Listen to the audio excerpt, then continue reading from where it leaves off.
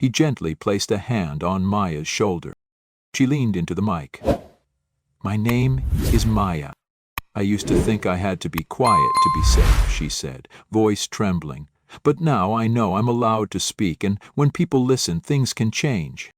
"I don't remember all the bad things," she continued, "but I remember feeling small, like I didn't matter. Then I got a dad who told me I do matter, and a doctor who helped me find my voice. Now I want other kids to know they're not broken." A senator leaned forward. "Thank you, Maya. That was incredibly brave."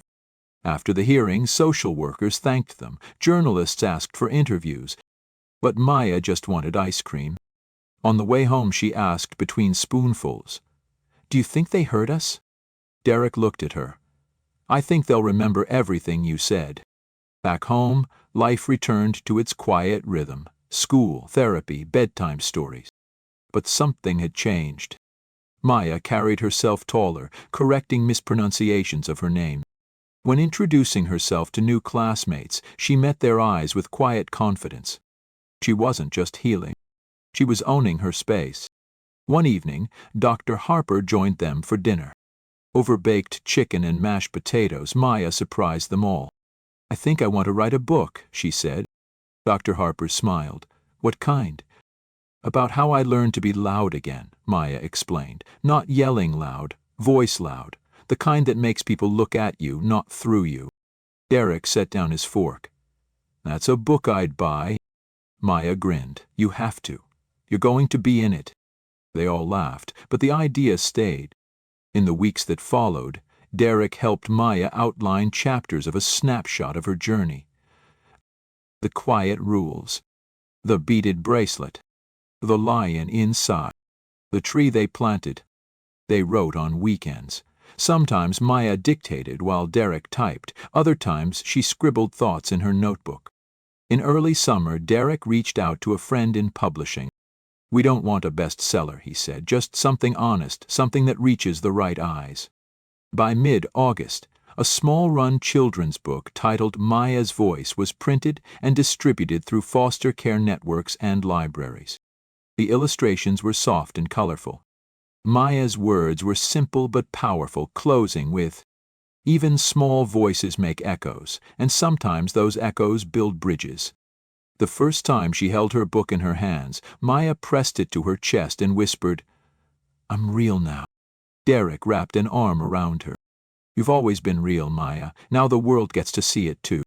And see it they did. Not because of media campaigns or fame, but because of one girl's courage and the man who chose to walk beside her. Together, they turned pain into purpose. Their story was far from over. Autumn arrived quietly, dressing the trees in amber and gold, as life moved forward, rooted, steady, growing stronger every day. The air grew crisp, and evenings came sooner, stretching long shadows across the Langston home. Yet inside, the house was warmer than ever. Maya had started 5th grade, bringing home new stories each day, science experiments gone awry, friends who loved the same graphic novels, a substitute teacher with a thick Boston accent. Derek listened with the kind of attention reserved for the small moments he knew were truly the biggest. One evening, as they cleared the dinner plates together, Maya looked up with a familiar spark in her eyes. "Can we do Thanksgiving differently this year?" she asked. "How do you mean?" Derek replied, rinsing the last plate. "I want to invite people who don't have anywhere to go," she said. "Like kids still waiting, or families who just started, like us." His heart swelled. "That's a beautiful idea. I want them to feel what I felt last year. Feeling like maybe everything is going to be okay," Maya added softly. Derek knelt down and hugged her. "Then we'll make it happen." Word spread quickly through local foster care networks and community shelters. Derek was clear. No corporate banners, no logos, just long tables under tents, heaters to keep everyone warm, and enough food to remind every guest they mattered. Guests made. On Thanksgiving Day, they opened their home, not just the backyard, but the heart of it. Volunteers arrived early, preparing turkeys and sides. Maya stood by the door with a clipboard, welcoming each guest with a grin and a sticker that read, "Your family today." By midday afternoon, laughter filled the yard, the clink of utensils mingling with the gentle hum of shared stories. Children played tag beneath the oak tree Maya and Derek had planted months before. Some adults sat quietly, tears glistening as they soaked in the welcome they hadn't felt in years. Derek moved through the crowd, shaking hands and offering seconds, but always keeping Maya in sight. She floated from table to table like a hostess twice her age, ensuring everyone had what they needed. At one point, an older woman in a red scarf approached him. "You don't know me," she said softly. "My grandson's in foster care. I've been trying to get custody, but it's complicated. I almost didn't come today." Derek listened as she continued, "But your girl, Maya, she reminded me of him. Same eyes, same weight they carry. I just wanted to say thank you for showing there are still good people trying." Derek placed a hand over his heart. "Thank you for telling me that." As the sun set, Maya climbed onto the makeshift wooden stage for music and announcements. She tapped the mic nervously, lion plushie tucked under one arm. "Hi," she said. "I'm Maya." The crowd hushed. "I used to think Thanksgiving was just about food and pie and being polite." A few chuckles rippled through. "But this year feels different. It feels like this is what it's supposed to be, a big family. Even if we don't all live together or know each other yet." She paused, swallowing hard. "If you're here, it means someone sees you, someone wants you here, and I'm glad you came." Applause blossomed, gentle, then strong. Maya stepped down, cheeks flushed, eyes shining. Derek caught her in a hug. "You just changed somebody's day." "I hope so," she whispered. Later that evening, after the last guest had left and tables were cleared, Derek and Maya stood under the oak tree wrapped in blankets.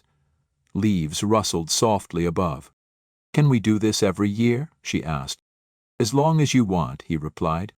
"I want to remember," she said, "not just what happened to me, but what came after." "You will," he said softly, "because you're not just surviving anymore. You're leading." She leaned her head on his arm. "You think the tree will be really big next year?" "Bigger than both of us, I bet." They stood quietly, watching stars appear one by one. Inside, on the kitchen counter, sat a framed copy of Mayor's Voice, her book now used in classrooms across 3 states. Next to it, a sticky note she'd written read, "We used to be 2. Now we're more." Derek smiled every time he saw it. Because in the end, that was the truth of their journey. A girl who found her voice, a man who found his purpose, and a love that ripples outward, making room for others to believe healing is possible. And sometimes, the family you build is the one that saves you. No matter how wealthy or powerful you are, nothing is more important than listening to and protecting the ones you love. A child's sense of safety and worth isn't secured by luxury. It takes presence, love, and timely action. Never stay silent in the face of injustice, especially when it happens within your own home. Thank you for sharing this journey with us today. In a world that can sometimes feel overwhelming, it's the small acts of kindness, the courage to stand for justice, and the compassion we show each other that truly change lives. Remember, every gentle word and every thoughtful action ripples far beyond what we can see. If this story touched your heart, please consider liking, sharing, and subscribing, not just to support Kind Light Stories, but to help spread light where it's needed most. Together, we can create a world where everyone feels seen, heard, and valued. As the poet Rumi once said, "Raise your words, not your voice. It is rain that grows flowers, not thunder." May we all be the quiet rain that nurtures hope and healing. Thank you for being part of this light. Until next time, take care and be kind. He smiled. A story of what it looks like when love shows up and stays. Later, Derek stood just behind the velvet curtain of a small auditorium in Atlanta. This wasn't a press conference or a corporate gala. It was a community gathering hosted by a local youth center, celebrating foster and adoptive families. The Langston Foundation had quietly sponsored the event. But Derek hadn't planned to speak, until that morning when Maya's wise, unwavering eyes asked him, "Can you tell them what you told me about why you chose me?" He nodded, though a flicker of nervousness lingered. Yet as he peeked out at the crowd, parents, children, social workers, mentors, he felt something shift. Not fear. Purpose. The host's voice echoed through the speakers. "Please welcome Derek Langston." A gentle applause rose as Derek stepped out. No fanfare, no suit. Just a man in rolled-up sleeves and jeans, holding a folded piece of paper he hadn't planned to read. "Hi," he began, calm but full. "I'm not here as a businessman today. I'm here as a father, a grateful one." He paused, scanning the room. "A few years ago, I made a decision that changed my life. I adopted a little girl, not for image or to be anyone's hero, but because I met someone who made me realize my life was missing something I didn't even know I needed." The hush fell. I wasn't prepared for how much I'd have to grow, how deeply I'd have to examine myself. But Maya made me better, day by day, mistake by mistake, laugh by laugh. He smiled gently. "She taught me that love isn't what you say, it's what you do when no one's watching. It's staying present, it's showing up, it's listening when your heart is too tired to speak. And sometimes it's holding a child's hand even when you're not sure you're strong enough to carry their past." The room was silent, many eyes glistened. "I didn't save her," Derek whispered. "She saved me." He knew some in the crowd understood exactly what that felt like. And after stepping down, people approached, hugs, stories, thanks. An older man gripped Derek's hand and said quietly, "I raised 3 foster sons. Never heard it said like that. Thank you." That night at home, Maya waited up, curled on the couch, wrapped in a blanket. "Did you tell them?" she asked. "I did." She nodded, as if she already knew. "Were you nervous?" "A little." "Did you cry?" He laughed. "I knew it." They spent the rest of the evening eating popcorn and watching old cartoons. Sometime before midnight, Maya sat up. "Can I ask something big?" "Always." "If something happened to you, would I have to go somewhere else?" Derek turned fully to her, heart pounding. "No," he said firmly. "If anything ever happens to me, I've already made sure you'd stay with people who love you, who know you, who understand everything you've been through. You'll never be alone, Maya. Not ever again." She looked relieved, though a small ache lingered. "I just don't want to go back," she whispered, "to that feeling like I'm invisible." "You're the most visible person in my life," Derek said, "and I promise to make sure you always feel seen."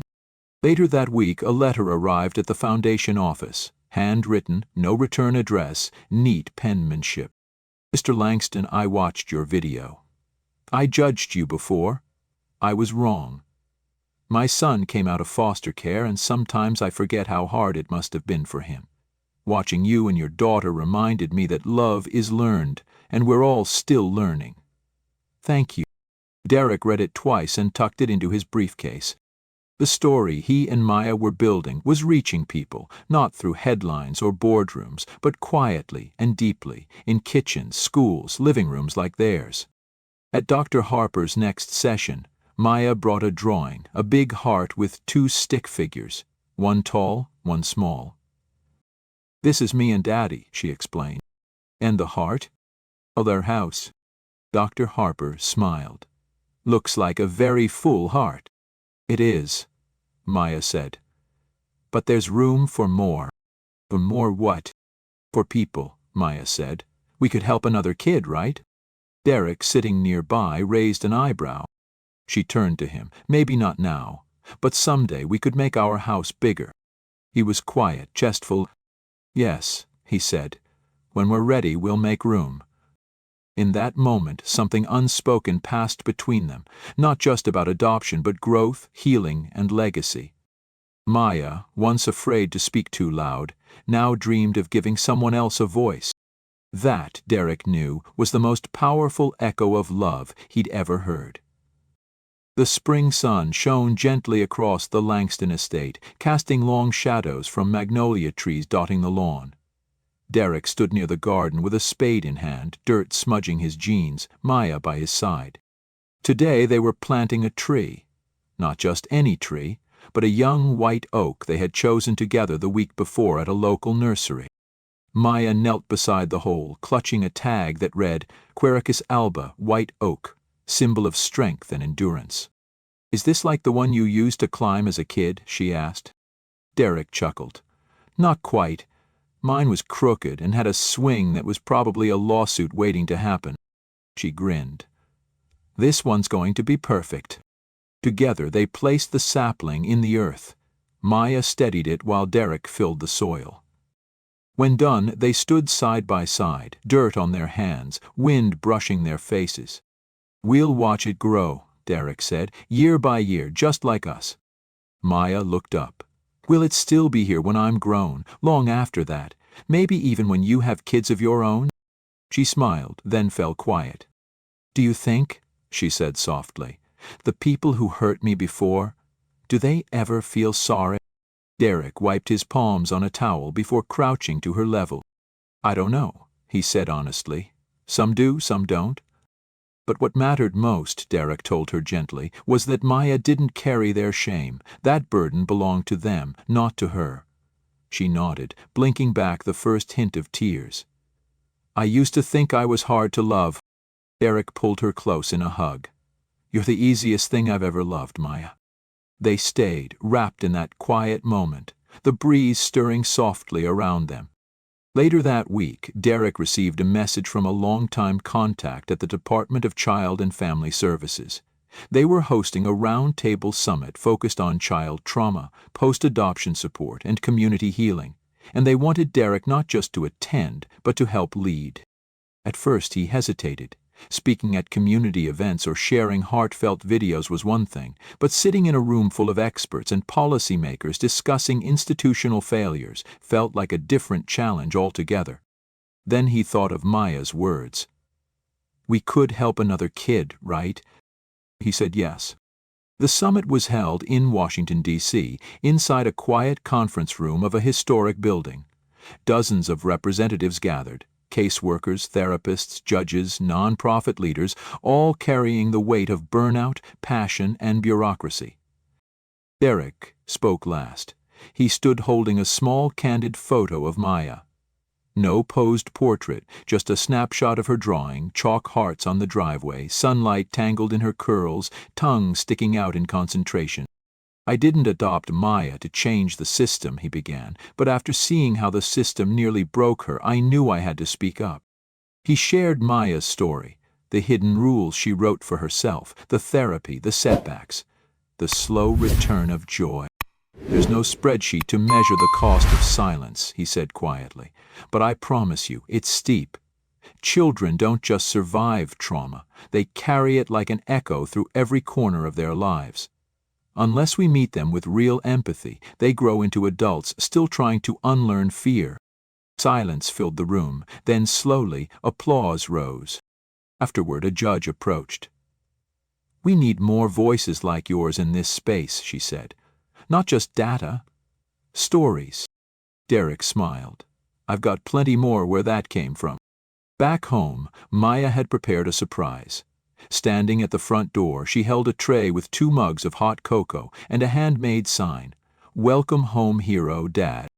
Derek laughed and swept her into his arms. "You're the real hero." "Nope," she grinned. "We're a team." That night, curled up for bedtime reading, Maya asked softly, "Do you think we'll always live in this house?" "Thankfully." She shrugged. "Just wondering if we'll move someday. Maybe to a place where more kids need us." Derek looked down at her, heart full. "I think wherever we go, we'll bring home with us because home isn't a place, it's the people in it." Maya snuggled closer. "I want to bring it to someone else someday." "You will," he whispered. "You already have." Outside, under the night sky, the young oak they'd planted swayed gently in the breeze. Rooted, steady, growing stronger by the day. Just like them. Nearly a year had passed since Maya first stepped into Derek's home with nothing but a backpack and guarded eyes. Now, laughter echoed through the walls, secrets were shared, and the unmistakable rhythm of belonging beat strong. But with growth came new chapters. One morning began with a letter Maya found in the mailbox. She'd been checking every day, hoping for a note from her pen pal in New Mexico. Instead, tucked among the envelopes was a cream-colored letterhead stamped with a government seal. Curious, she handed it to Derek at breakfast. He read it slowly. "It's from the State Child Welfare Board." Maya's eyes widened. "Are we in trouble?" He chuckled softly. "Not at all. The letter wasn't a warning. It was an invitation to testify before the state Senate at a legislative hearing. The goal: advocate for more stringent oversight of private caregiving in the foster system. Your story can make a difference, they wrote. So can Maya's." Derek looked across the table. "They want both of us to speak." Maya blinked. "Me?" He nodded. "Only if you want. You don't have to say anything if you're not ready. But I think people would really listen to you." She was quiet a moment, then said firmly, "Okay." 2 weeks later, the hearing was held in the ornate chambers of the state capitol. Derek wore a navy blazer. Maya wore a yellow flowered dress and small sneakers. She insisted on bringing her lion plushie for backup. Together, they sat at the long table, microphones before them. The room was packed with lawmakers, reporters, and advocates. Cameras blinked silently from the back. Derek spoke first, calm and deliberate. He told the story, how Maya came into his life, how the system failed by allowing abuse to go unnoticed, and how love, consistency, and therapy helped her begin to heal. The next morning, Derek pulled into the school parking lot 10 minutes before the final bell. Rain tapped softly on the windshield like a slow metronome. He hadn't picked Maya up midweek in months, not because he didn't want to, but because the foundation and business had consumed every spare hour. But things had changed. He had changed. Now he carved out time like it was sacred. He stepped out of the car, umbrella in hand, and walked up to the covered sidewalk just as the double doors swung open. A rush of laughter, backpacks, and squeaking sneakers filled the air. Children poured out like confetti, some running into waiting arms, others skipping onto buses. And then he saw her. Maya spotted him instantly, her face lighting up like dawn. Ran to him, curls bouncing, purple raincoat flapping behind her. He knelt, opening his arms wide. She crashed into his chest, damp, warm, and full of joy. He lifted her easily. "Guess what?" She grinned. "Mrs. Adams picked me to read the announcements next week."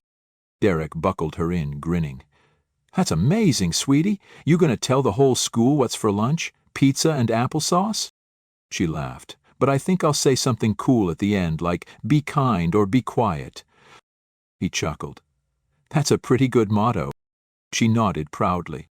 As they drove home, Maya hummed softly to the radio, her fingers tapping rhythmically on the armrest. Derek caught a glimpse of her in the rearview mirror and marveled at how much had changed in just a few months. The shadows beneath her eyes had faded. Her shoulders no longer hunched as if she wished to disappear. She was blooming. Quietly, beautifully. That night at dinner, Derek brought up an idea he'd been quietly mulling over. "Hey, kiddo," he said, twirling spaghetti onto her plate. "How would you feel about inviting some friends over next weekend? A backyard get-together. Fun, games, maybe a movie night?" Maya's eyes widened. "At our house?" "Of course. Maybe a couple parents, too. We'll have lights strung in the trees, snacks. And you can show them your tree swing." She hesitated. "Can I invite Amani and Kevin?" "Anyone you want," Derek said with a smile. Slowly, a grin spread across her face. "Even Mrs. Chu from art class. Even Mrs. Chu." The idea blossomed from there. Maya grabbed paper and markers, sketching invitations adorned with cartoon versions of their house and twinkling stars above it. Derek watched from the kitchen doorway, warmth swelling in his chest. This wasn't just a party, it was a declaration. Maya was ready to let people into her world again. The next days flew by in a whirlwind of preparation. Derek hired a small catering team. Marcus handled lighting installations. Travis, head of security, scouted the yard, installing extra gate sensors just in case. Meanwhile, Maya buzzed with excitement, placing balloons in her favorite spots and curating a playlist of songs she loved to sing in the car. Derek let her lead. It wasn't about perfection. It was about her joy, her ownership. When Saturday arrived, the backyard glowed softly with fairy lights draped from the ancient oaks. A projector was set up against the back wall. Beanbags and picnic blankets dotted the lawn. The scent of popcorn, mini hot dogs, and fresh lemonade mingled in the warm spring air. Guests trickled in.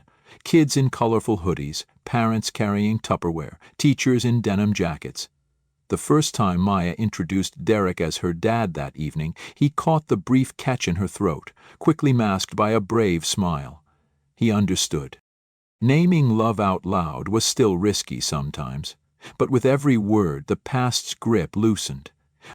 Midway through the movie, Maya climbed into Derek's lap on a large beanbag, leaning back against his chest. "You're not working tonight," she whispered. "Nope." "You're not going anywhere tomorrow." "Nowhere but pancakes and cartoons," she said, smiling without looking up. "This is the best night ever." Derek kissed the top of her head. "Mine too."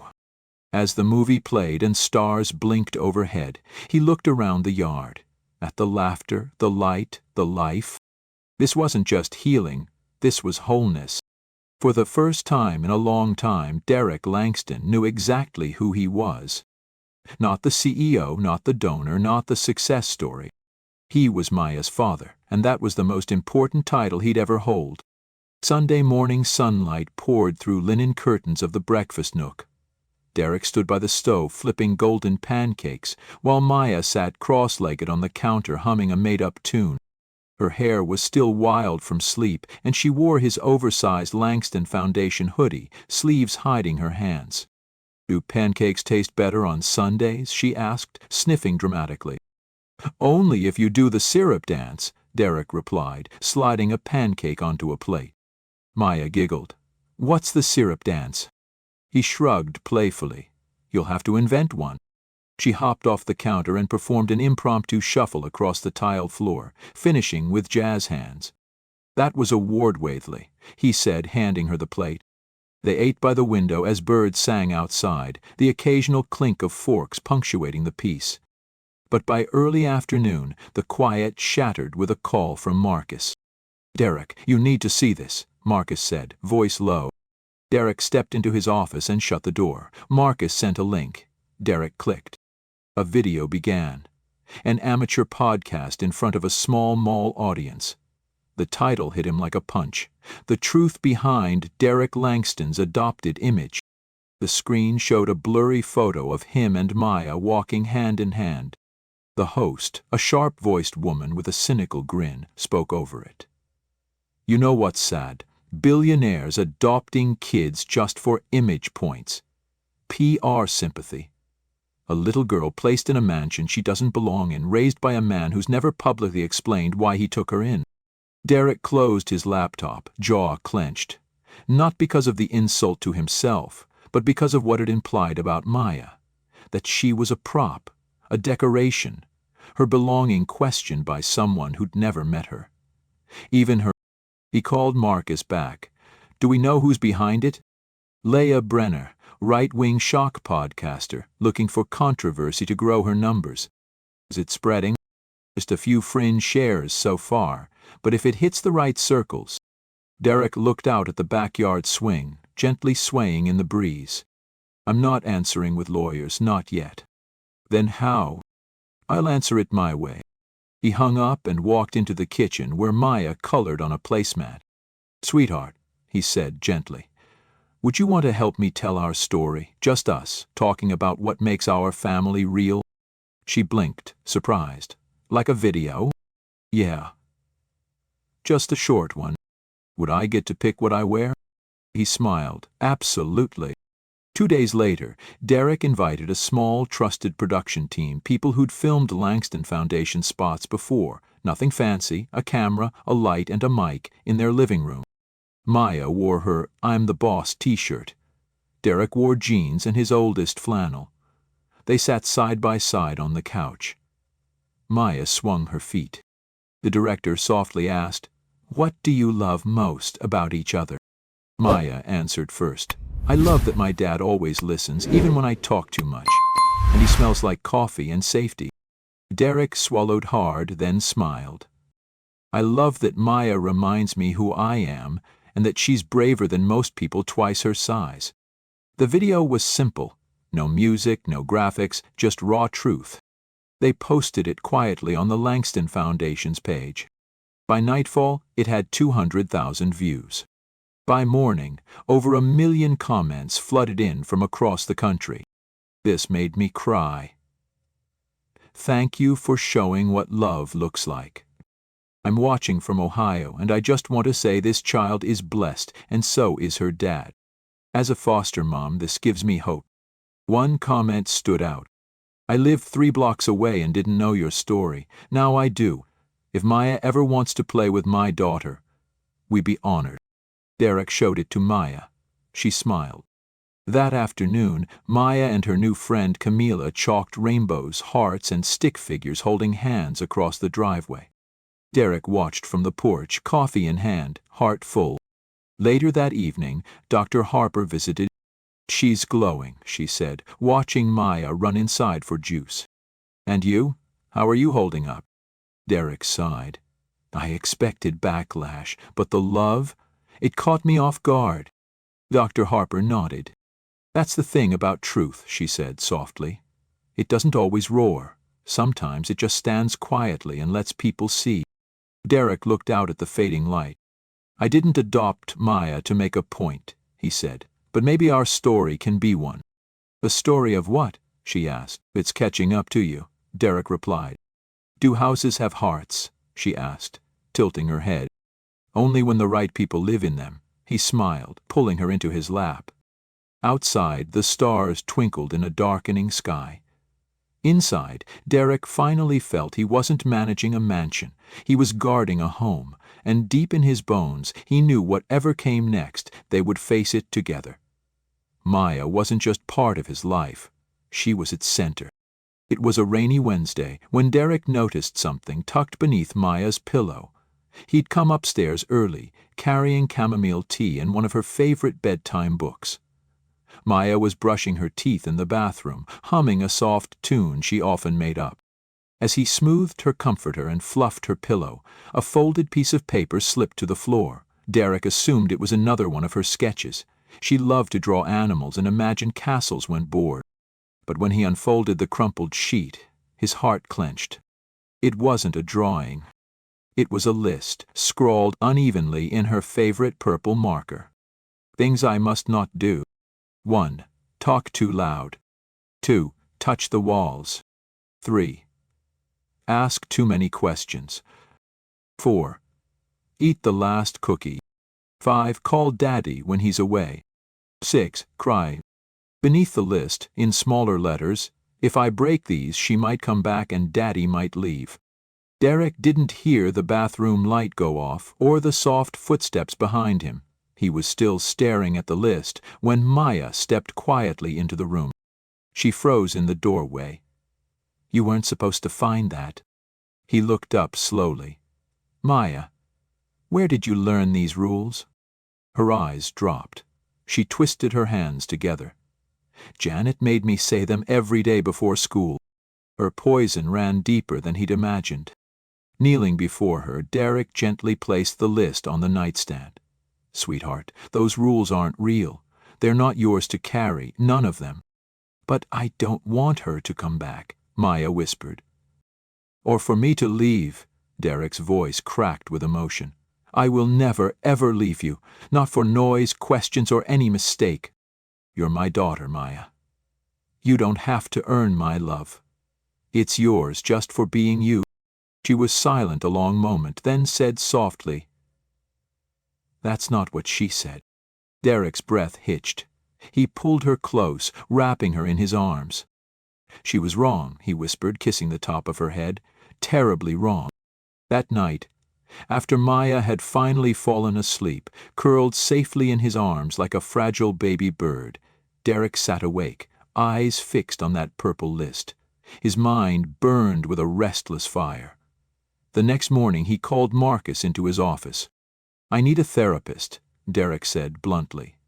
"Someone skilled with children, someone Maya can trust." Marcus raised an eyebrow. "You want in-house therapy?" "Yes, twice a week. I don't want her walking into a cold office feeling like there's something wrong with her." Derek hesitated. "And it has to be someone who understands what it means to grow up black in a world that doesn't always see your worth." Marcus nodded quietly. "I know just who to start with." By the week's end, Dr. Lucille Harper arrived. In her 60s, with silver-streaked dreadlocks and a voice that wrapped around you like a warm blanket, she was a retired child psychologist from the VA. Decades spent helping children heal from trauma had made her gentle yet wise. Her first meeting with Maya was over tea and cookies at the kitchen table. No clipboards, no probing questions, just stories. Stories about the time she fell out of a tree as a girl, about her dog Roosevelt, who barked at squirrels but never chased them. Maya laughed, softly, briefly. But it was real. By their third session, Maya had drawn a picture. A lion cub sitting beside a man in a suit. "That's me," she said. "And Daddy?" "He's the one with the big hands." When Dr. Harper asked about the lion's face, Maya replied, "He looks scared, but he's strong anyway." Later that night, Derek sat in the living room with Dr. Harper after Maya had gone to bed. "She's healing," Lucille said softly. "But she's still carrying fear. Fear she can't name yet." Derek stared into his untouched coffee cup. "And me?" Lucille smiled gently. "You're carrying guilt. That's a different burden. And if you don't name it, Maya will think she caused it." Her words struck him deeper than expected. That night he peeked into Maya's room. She slept soundly, her lion drawing resting on the bedside table. Sitting beside her, he brushed a curl from her forehead and made a silent promise. Not with words, but with presence. He would not just be the man who built her a safer home. He would be the man who stayed. Weeks later, Derek stood before the hallway closet outside Maya's room, hand resting on the brass doorknob. The house was quieter now, not hollow, just calm. But there were still places he hadn't touched. He opened the closet slowly. Inside, ordinary cleaning supplies, linens, and storage bins. But something pulled at his instincts. He crouched down, pulling boxes from the bottom until he found a small cardboard box tucked behind paint cans. It was Maya's. Not because it bore her name, but because of how it was taped and hidden, like a secret. Inside were drawings, scribbled stories in crayon, a green and yellow beaded bracelet, and a folded card reading, "To Daddy from Maya, I love you even when you're gone." Beneath it, another note in Janet's handwriting. "Mr. Langston found this while cleaning, probably trash from her room. Thought you should decide what to do with it." Derek's chest tightened. Trash, that's what she saw. He took the box to his study and spread out each drawing, breadcrumbs of moments Maya had tried to share, only to be dismissed and hidden. He held the beaded bracelet, worn but bright, a symbol of hope. That night, after Maya was asleep, Derek sketched a plan. The next morning, he met Marcus.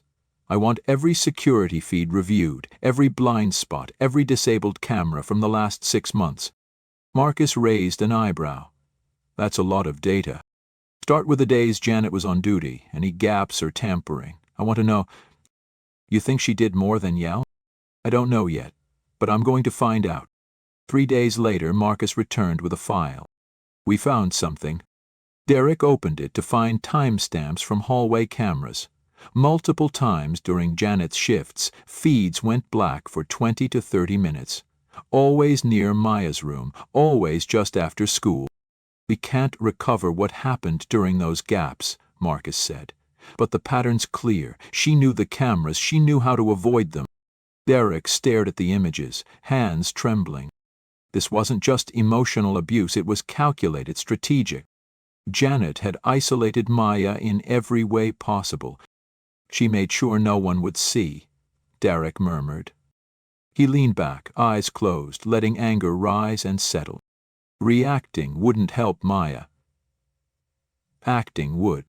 He dialed his phone. "Ben, it's Derek. I want a child protection consultant, psychological, not legal, someone who specializes in long-term trauma." "Understood, sir." That evening, Derek sat with Maya as she pieced together a jigsaw puzzle in the den. "Can I ask you something?" he said gently. She nodded, eyes focused on the puzzle. "Did Janet ever tell you not to tell me things?" Maya hesitated, then placed a puzzle piece down. "She said if I told, I'd ruin your work. You'd have to fire people, and it'd be my fault." Derek exhaled slowly. "None of that is true. Nothing you say could ever ruin anything. And if someone needs to be fired to keep you safe, I'd do it twice." Maya looked at him long and said, "Even if I break a rule, there are no rules about hiding pain." "There never should have been," Derek said softly. She moved closer and leaned against him. Later that night, Derek drafted a memo to his foundation's board. He wasn't just changing his household. He was changing the system. The next morning, before the Langston Foundation staff, he announced a new initiative, Safe Voices, a nationwide grant supporting school counselors, child advocacy centers, and anonymous reporting systems for children in domestic care. "This isn't just about my daughter," he said. "It's about every child who whispers into a pillow, thinking no one will hear." There was silence, then quiet applause. Derek didn't need standing ovations. He needed action. And finally he was ready, not just as CEO or father, but as a man who had learned to listen and start again. That late morning, Maya sat cross-legged on the living room rug, her curls bouncing as she carefully threaded beads onto a string. Sunlight poured through tall windows, casting golden warmth across the floor. Each bead held meaning. Red for courage, blue for calm, yellow for Sundays, days she called safe and warm. Derek watched quietly from his armchair, coffee cooling in hand, grateful for this fragile, beautiful moment of peace. That night, after Maya had drifted into a peaceful sleep, this time curled safely in his arms like a little bird, Derek sat awake, staring at the purple list. His mind raced, burning with a mix of sorrow and resolve. The next morning, he called Marcus into his office. "I need a therapist," Derek said plainly. "Someone good with kids. Someone Maya can trust." Marcus raised an eyebrow. "In-house therapy?" "Yes. Twice a week. I don't want her walking into some cold office feeling like something's wrong with her." Derek hesitated. "And they have to understand what it means to grow up black in a world that doesn't always see your worth." Marcus nodded quietly. "I know just the person." By week's end, Dr. Lucy Harper arrived, a silver-streaked woman in her 60s with dreadlocks and a voice as warm and comforting as a soft blanket. A retired child psychologist from the VA, she had spent decades helping traumatized kids find their footing. Her first session with Maya was simple, tea and cookies at the kitchen table. No clipboards or questions, just stories. About a fall from a tree, about Roosevelt, her old dog who barked at squirrels but never chased them. Maya laughed softly, a genuine sound that warmed Derek's heart. By their third meeting, Maya had drawn a picture, a lion cub sitting beside a man in a suit. "That's me," she said. "And Daddy? He's the one with the big hands." When asked about the lion's expression, Maya said, "He looks scared, but he's strong anyway." Later that night, Derek sat with Dr. Harper after Maya had gone to bed. "She's healing," Lucille said, "but she's still carrying a fear she can't name yet." Derek stared into his cold coffee. "And me?" Lucille smiled gently. "You're carrying guilt. If you don't name it, she'll think she caused it." The truth hit Derek harder than he expected. He quietly peeked into Maya's room. She was asleep, her lion drawing resting on the bedside table. Sitting beside her, he brushed a stray curl from her forehead, making a silent promise, not with words, but with presence. He would not only be the man who built her a safer home, he would be the man who stayed. Weeks later, Derek stood before the hallway closet outside Maya's room, hand resting on the brass doorknob. The house was quieter now, not hollow, just calm, but there were still places untouched. Inside he found a small, taped-up box hidden behind paint cans. It was Maya's, not because of a label, but because of how it was carefully hidden.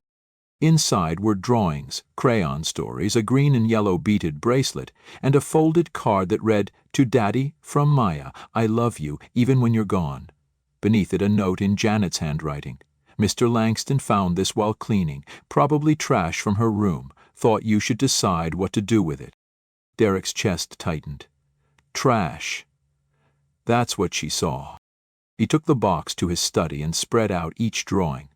Breadcrumbs of moments Maya tried to share but were dismissed or hidden. He held the bracelet, worn but vibrant, a symbol of hope. That night, Derek sketched a plan. The next morning he told Marcus, "I want every security feed reviewed, every blind spot and disabled camera over the past 6 months." Marcus raised an eyebrow. "That's a lot of footage. Start with days Janet was on duty. Any gaps or tampering, I want to know. Do you think she did more than yell?" "I don't know. But I'm going to find out." 3 days later, Marcus returned with a file. "We found something." Screenshots from hallway cameras showed feeds going dark for 20 to 30 minutes during Janet's shifts. Always near Maya's room, always just after school. "We can't recover what happened during those blackouts," Marcus said. "But the pattern's clear. She knew the cameras and how to avoid them." Derek's hands trembled as he looked at the images. This wasn't just emotional abuse. It was calculated and strategic. Janet isolated Maya completely. "She made sure no one saw," Derek whispered. Leaning back, he let the anger rise and settle. Reacting wouldn't help Maya. Acting would. He called Ben. "I want a child protection consultant, psychological, not legal. Someone specializing in long-term trauma." "Understood, sir." That evening, Derek sat with Maya doing a jigsaw puzzle. "Can I ask you something?" he said gently. She nodded without looking up. "Did Janet ever tell you not to tell me things?" Maya hesitated, then said, "She said if I told I'd ruin your work. You'd have to fire people, and it'd be my fault." Derek exhaled slowly. "That's not true. Nothing you say could ever ruin anything. If someone needs to be fired to keep you safe, I'd do it twice." Maya looked at him and said, "Even if I break a rule, there are no rules about hiding pain. There never should have been." She moved closer, leaning against him. That night, Derek wrote a memo to his foundation's board. "If this story moved you, please like, comment, and subscribe. Your support helps give light to voices that deserve to be seen and heard." He wasn't just changing his household. He was changing the system. The next day, standing before the Langston Foundation staff, he announced Safe Voices, a nationwide grant supporting school counselors, child advocacy centers, and anonymous reporting systems for children in care. "This isn't just about my daughter," he said. "It's about every child who whispers into a pillow thinking no one hears." There was silence, then quiet applause. Derek didn't need applause. He needed change. And finally he was ready, not just as a CEO or a father, but as a man who had learned to listen and start again. Later that morning, Maya sat cross-legged on the living room rug, her curls bouncing as she carefully threaded beads onto a string. Sunlight streamed through tall windows, casting golden light on the floor. Each bead had meaning. Red for courage, blue for calm, yellow for the Sundays she called safe and warm. Derek watched quietly from his armchair, coffee cooling in hand, cherishing this fragile moment of peace. That evening, Derek hadn't told Maya about the foundation launch. Not the speech, the media buzz, or the unanimous board approval of a multi-million-dollar pilot for Safe Voices. It wasn't time. This moment, this quiet act of creating, mattered more than headlines. He crouched beside her. "What are you making?" "A bracelet," she said, not looking up. "For Dr. Harper. She likes green." He smiled. That's thoughtful. I like talking to her, Maya said softly. She doesn't make me feel like I have to explain everything all the time. Derek nodded. She's good at listening. Maya added the final bead and held the bracelet up to the light. Do you think people can change? Like really change? It was a heavy question for such a small voice. Derek sat beside her. Yes. People can change when they want to, and when they know why they have to. She looked up. Did you change? He didn't answer right away. I think I'm still changing, he said finally. Every time you trust me with something new, I change a little more. That seemed to satisfy her. She slid the bracelet into a small velvet pouch. I want to give it to her tomorrow. Derek touched her hand. Can I come with you? Maya looked surprised. You've never come to therapy with me. I know, he said, but maybe it's time I listen too. The next day, they arrived at Dr. Harper's office together. It wasn't a sterile clinic or cold building, but a small craftsman home with a garden out front and wind chimes hanging by the door.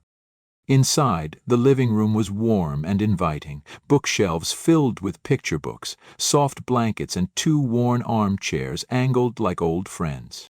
Maya handed Dr. Harper the pouch. I made you something. Dr. Harper's eyes softened. This is beautiful, Maya. Thank you. Derek sat across from them, hands folded. I was hoping I could join today just to listen.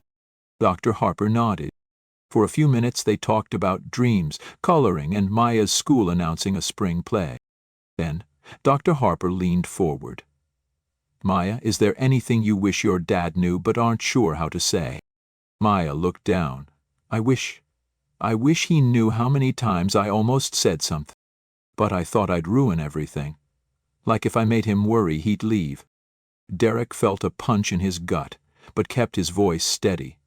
I don't want you to ever think your feelings are too heavy for me. That's my job, to carry them when you need me to. Maya looked up. I didn't want to be extra. I didn't want to be a problem. You are never a problem, Derek said softly. Not one part of you is too much. Without a word, she crawled into his lap, pressing her forehead against his chest. After the session, Dr. Harper walked Derek to the porch. She's made remarkable progress, she said, but the most important part is already happening. She believes you mean it when you say she's loved. I do, Derek said, more than I ever knew I could. That night at home, Derek pulled out the old crumpled list Maya had written. Rules of silence, fear, invisibility. Outside, under the stars on the stone patio, he lit the paper on fire. The flame curled through each rule until the list turned to ash. He scattered the ashes into the wind. From the doorway, Maya watched, arms crossed over her pajamas. What was that? Just something that doesn't belong to us anymore. She nodded and stepped outside, slipping her small hand into his. The night air was cool, but her fingers were warm. And in that stillness, Derek knew this was not just a new beginning for Maya. It was one for him, too.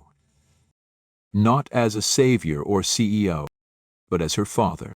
And finally, he was learning how to be one. A little girl's life changed forever the moment she stepped into a mansion that wasn't built for her, until one man decided to rewrite the story.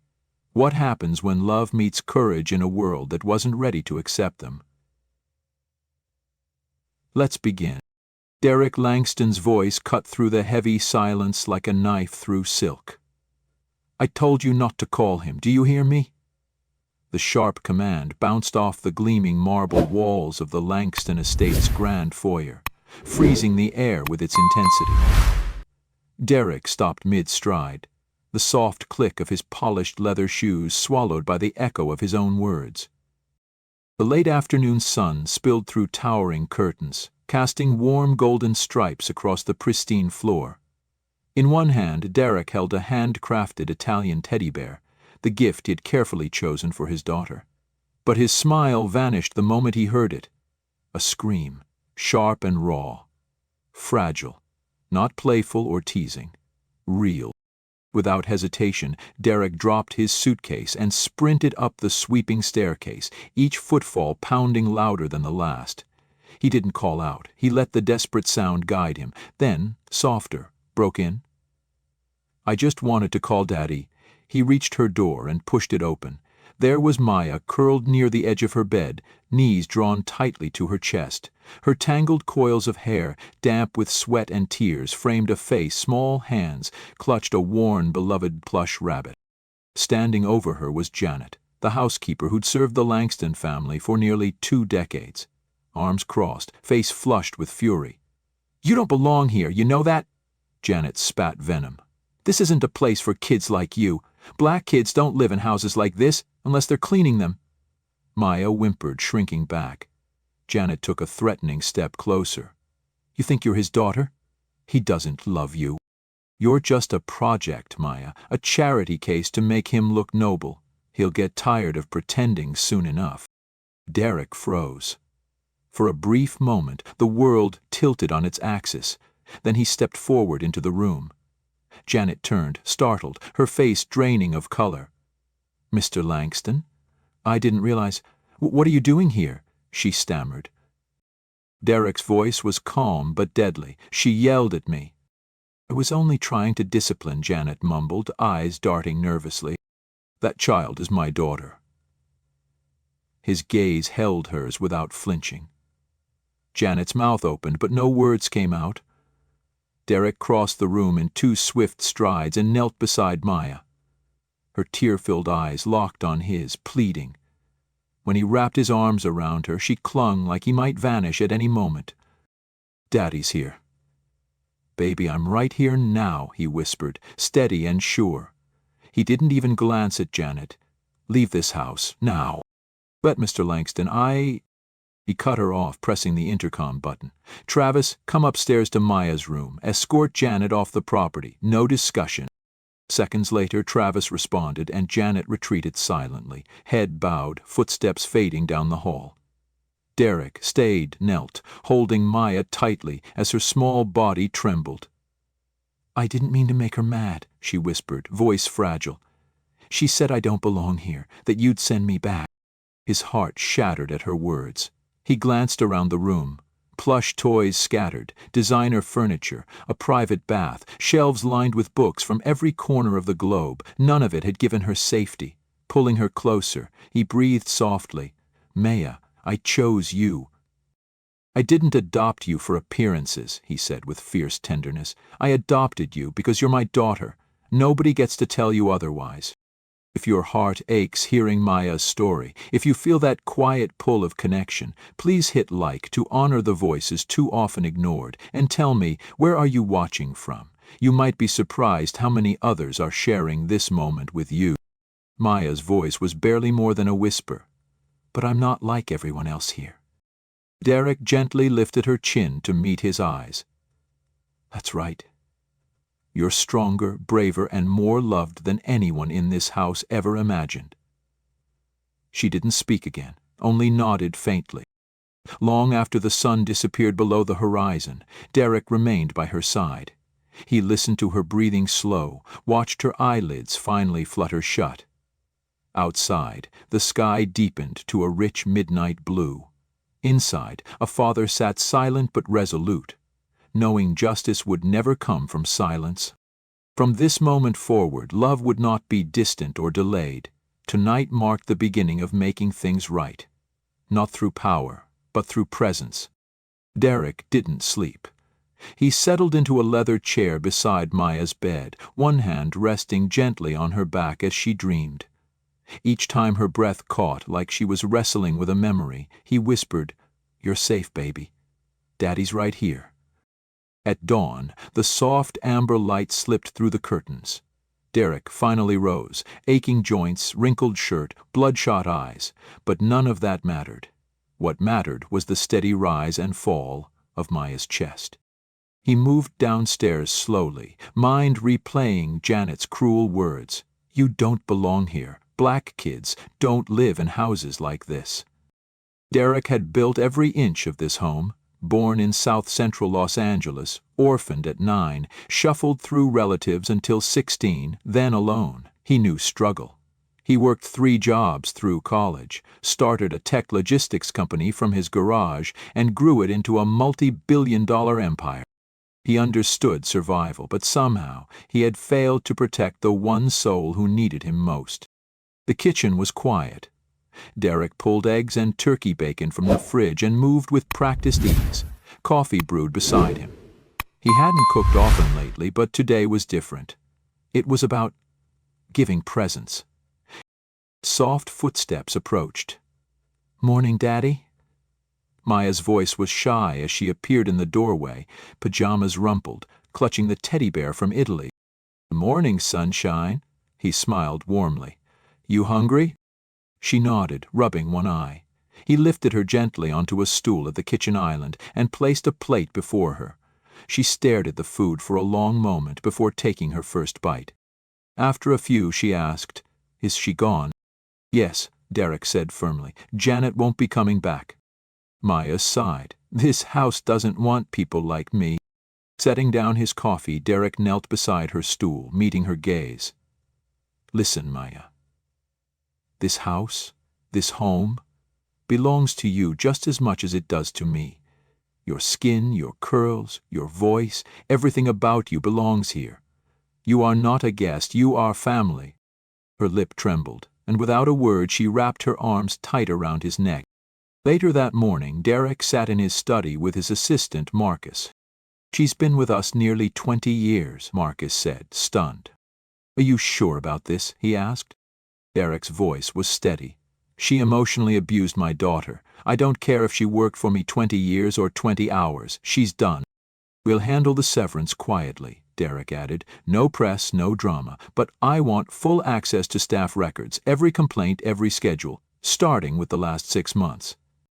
Marcus scribbled notes. "You think this was a pattern?" Derek nodded quietly. "I think I've been blind." That evening, Derek did something he hadn't done in over a year. He canceled every meeting on his calendar for the entire week. Instead, he picked Maya up from school himself. The moment she spotted him standing by the school gate, her backpack dangling loosely and curls bouncing with every step, her face lit up like sunshine. "You came?" she asked, surprised. "Of course I did," Derek replied warmly, taking her hand gently in his. On the way home, they stopped for ice cream. Maya chose a chocolate swirl topped with rainbow sprinkles, while Derek kept it simple with plain vanilla. As she chattered about art class and how Mrs. Chu had let them paint with their fingers that day, he laughed when she mimicked her classmate Kevin's silly voice. For a few moments the weight of everything seemed to lift. Then Maya paused and looked up. "Do you have to go away again soon?" she asked, voice uncertain. "Not for a while," Derek assured her, seeing the relief wash over her. That night, as he tucked her into bed, Maya looked up with a thoughtful frown. "What's going to happen to the other people who work here?" "What do you mean, like Janet?" Derek sat down on the edge of her bed, meeting her serious gaze. "I don't know, but I'm going to find out. I don't want anyone to be mean again," she said quietly. Derek squeezed her hand. "I promise, Maya. I'll make sure this house is a kind place. It's my job to protect you." A sleepy smile curled on her lips as her fingers tightened around his. "Okay. Night, Daddy." "Night, love," he whispered, staying until she drifted peacefully into sleep. Later, in his study, Derek poured himself a glass of bourbon, the day's weight finally settling over him. On the bookshelf behind him were trophies, framed awards and photos. One in particular caught his eye. A snapshot from the day he brought Maya home. She had been 5 then, arms wrapped tightly around his neck, face buried against his shoulder. Back then, he thought she was just nervous. Now he understood. That grip was the desperate hold of a child afraid the ground might vanish beneath her feet. He whispered, "Not again," before setting the photo down and dialing his private security chief. "Ben, I want an internal sweep, discreet. Every current and past staff member. I need to know who's here for the right reasons." Ben didn't ask why. "Understood, sir," he replied. Leaning back in his chair, Derek stared at the ceiling as night swallowed the house. But this silence wasn't empty. It was the calm before reckoning.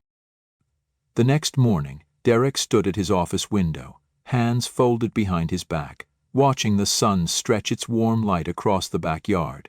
Maya's laughter floated faintly from below as she chased bubbles, their shimmering rainbows drifting skyward.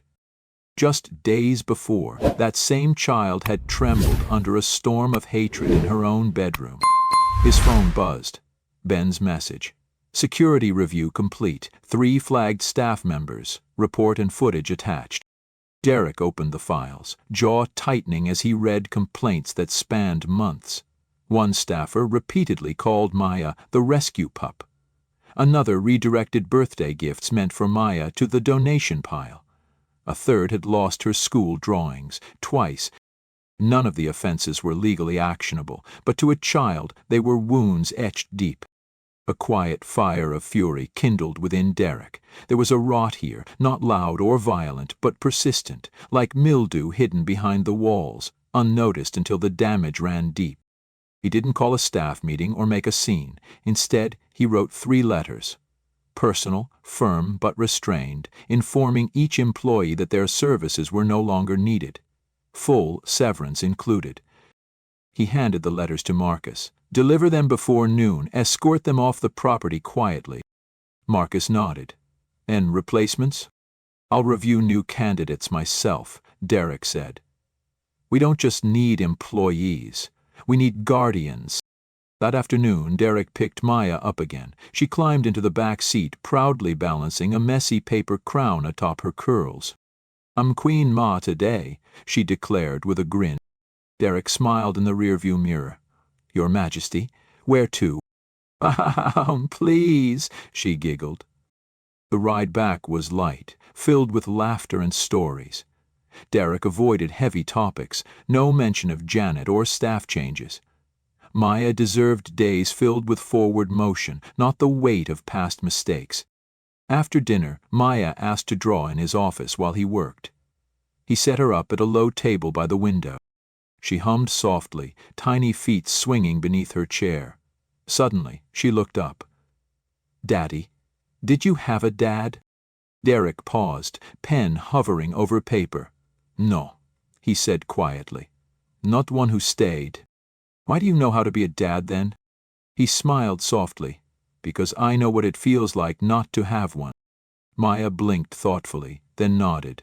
"That makes sense." And just like that, she returned to her drawing.